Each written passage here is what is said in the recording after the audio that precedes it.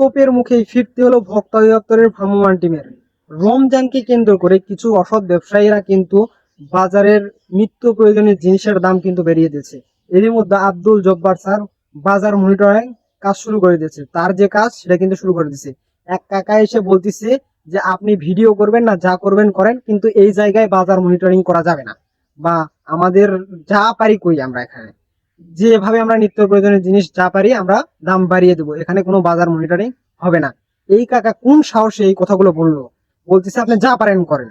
তাকে পুলিশ দিয়েও শান্ত করা যাচ্ছে না, প্রশাসনের লোক দিয়েও শান্ত করা যাচ্ছে না। সে কোন ক্ষমতার জোরে এই কাজগুলো করতেছে?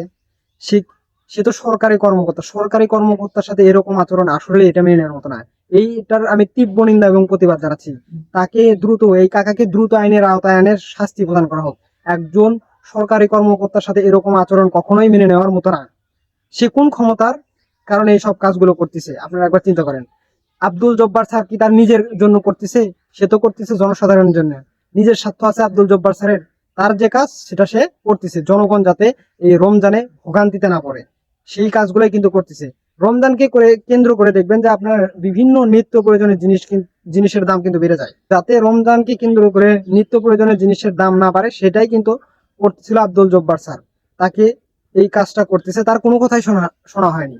তাকে বলতেছে আপনি যা পারেন করেন, এখানে কোনো ধরনের মনিটরিং হবে না। আপনারা সব দোকানদারকে বলতেছে আপনারা দোকান বন্ধ করেন।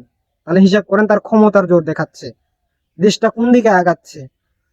আবার তো আগের জায়গায় ফিরে এলো না দেশ।